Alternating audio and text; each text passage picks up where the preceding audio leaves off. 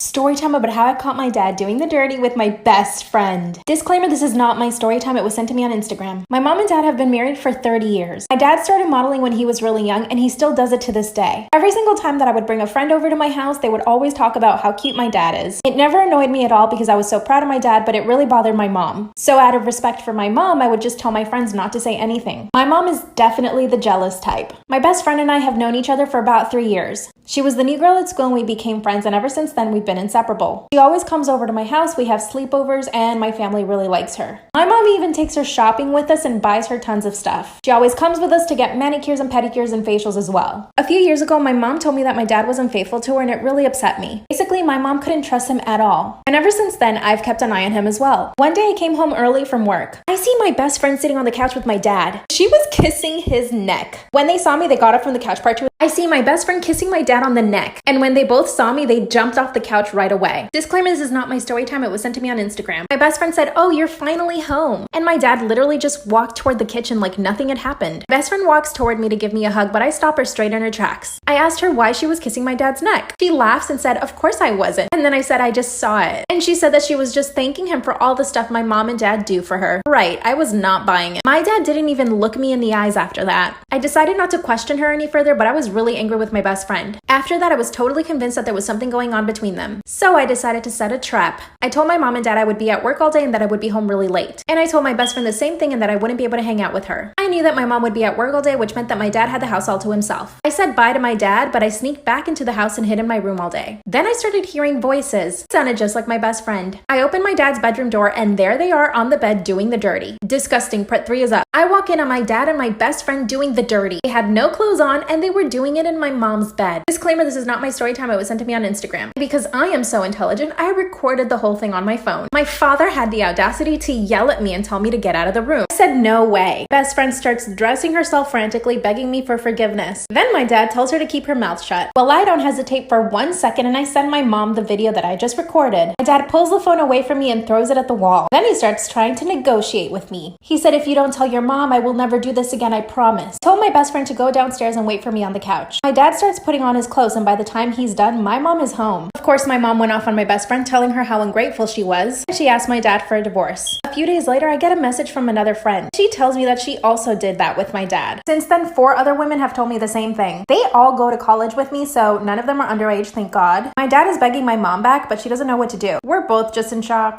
Story time about how I found out my sugar daddy was stalking me. Disclaimer, this is not my story time. It was sent to me on Instagram. I signed up to a sugar daddy website last year. I lost my job because of COVID. Just started my own small business and things were not going well. I also helped my parents out with money because I didn't want them to be working during COVID. I signed up to a website and instantly I started getting messages. One man stood out because he was very active and owned several businesses. I told him I didn't want to meet up because I just wasn't going to do that, but also because of COVID. He agreed to have a phone conversation with me and then eventually he offered me $5,000 a month. This was more than enough to help me and my parents out. After that, I was basically his online companion. He would text me and I would text back. We went out to dinner a few times, but because of COVID, we kept our distance. It was truly the perfect scenario for me. Then I noticed that he started to get really clingy. If I didn't text him back right away, he would get upset. One day I got another message from the sugar daddy website. Another man was asking me to go out to dinner twice a week, and he wanted to pay me $1,000 for this. So I said, of course. When I told sugar daddy number 1 that I'd be busy 2 days out of the week, he got really mad and asked me where I lived. I told him I couldn't tell him. Part 2 is up. Story time about how I found out my sugar daddy was stalking me. Disclaimer, this is not my story time. It was sent to me on Instagram. I signed up to a sugar daddy website last year. I lost my job because of COVID. Just started my own small business and things were not going well. I also helped my parents out with money because I didn't want them to be working during COVID. I signed up to a website and instantly I started getting messages. One man stood out because he was very active and owned several businesses. I told him I didn't want to meet up because I just wasn't going to do that, but also because of COVID. He agreed to have a phone conversation with me and then eventually he offered me $5,000 a month. This was more than enough to help me and my parents out. After that, I was basically his online companion. He would text me and I would text back. We went out to dinner a few times, but because of COVID, we kept our distance. It was truly the perfect scenario for me. Then I noticed that he started to get really clingy. If I didn't text him back right away, he would get upset. One day I got another message from the sugar daddy website. Another man was asking me to go out to dinner twice a week, and he wanted to pay me $1,000 for this. So I said, of course. When I told sugar daddy number 1 that I'd be busy 2 days out of the week, he got really mad and asked me where I lived. I told him I couldn't tell him. Part 2 is up. That's when my sugar daddy asked me where I lived. I was not about to tell him where where I lived. Disclaimer, this is not my story time. It was sent to me on Instagram. I told him I couldn't tell him, and he got really upset and offered me $2,000 more,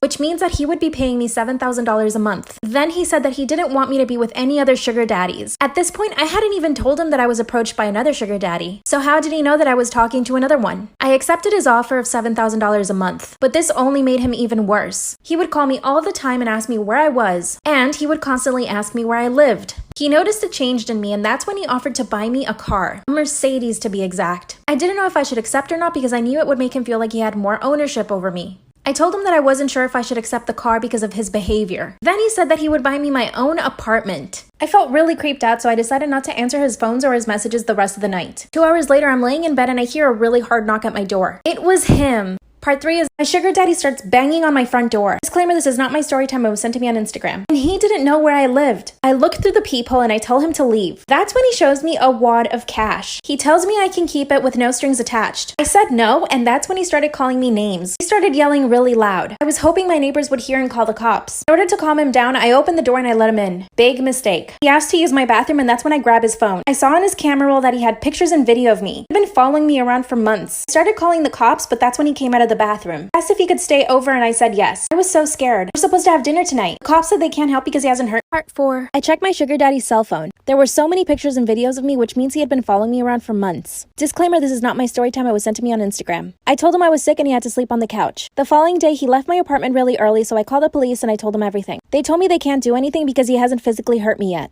My sugar daddy asked me out for dinner and I had to say yes, just to act like everything was normal. At dinner, he acted completely normal, like he hadn't showed up to my apartment the night before and yelled at me. That's when he offered me more money and the new apartment again. I told him I just couldn't accept it. Then I confronted him about the pictures and video on his cell phone. Of course, he denied everything. I asked to see his phone and he handed it to me. And of course, he had deleted all the evidence. So now it's just my word against his. Then he handed me keys to my new car. It's a beautiful car. I don't even know if I should accept it or not. Should I get a restraining order? I don't know what to do. Story time about how I caught my boyfriend cheating on me and I got him arrested. Disclaimer, this is not my story time. My boyfriend and I have only been together for 2 months. I'm gonna call him Rex. We live in a pretty small town and everybody knows that Rex is a player. He asked me out and I said yes because I always had a crush on him. After a few dates, he asked me to be his girlfriend. I said yes under the condition that he was totally monogamous. And he said of course. A few weeks into the relationship, I noticed that he was always hiding his phone from me. And whenever he would put his phone on a table, he would flip the screen side down. Of course, this had me on high alert. One night we went out with friends and I made sure that he got super drunk. I took advantage and went through all of his Instagram DMs. And of course he had been talking to about 30 girls. And I knew some of these girls and they knew that we were together. He had even set up a date with one of the girls for the following day at a bar. And you better believe that I was gonna catch him red-handed. I show up to the bar and I don't see them.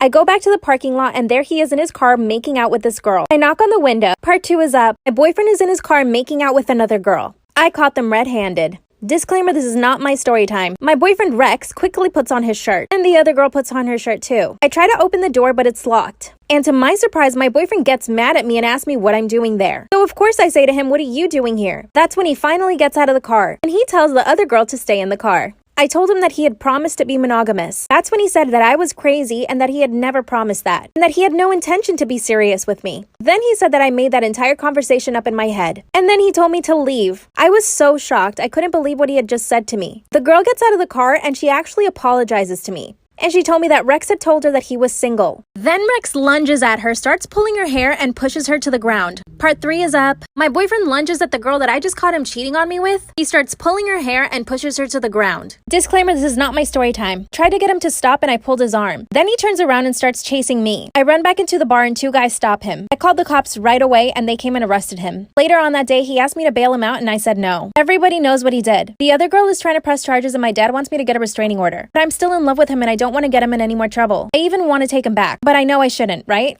Story time about how I got catfished by my best friend. Disclaimer, this is not my story time. My now ex-best friend and I hung out almost every single day. We were super close. Let's call her Natalie. Natalie and I would sometimes get into drama and her mom didn't like this. She considered me a bad influence on Natalie. But honestly, the drama was coming from both sides. Natalie and I had a group chat with one other person. One day, Natalie sends me a message through the group chat saying that she couldn't be my best friend anymore and that she's really sorry. She really didn't explain why though. I was crushed. She had been my best friend for so long. 3 weeks ago, I noticed that someone added me on Snapchat by search. I didn't really think too much about it. I added them back and we started having a conversation. She was a young girl my age and we started having conversations about boys we had crushes on, school, and lots of other things. I asked her to send me a picture of herself and she said she couldn't. That should have been the first red flag. Then we decided to meet up at the mall. I wait for her at the mall but she never shows up. Part 2 is up. I'm at the mall waiting for this girl to show up but she never does. Disclaimer, this is not my story time. Like I said before, this girl told me she couldn't send me any pictures, so I didn't even know what she looked like. That's when I started suspecting something. We got along so well in our Snapchat conversations, it was almost too good to be true. So of course, I decide to call her. And guess who answers? Natalie, with her new friends who she knows that I hate. At that moment, I realized that she dumped me and then got with these new girls that she knew I hated.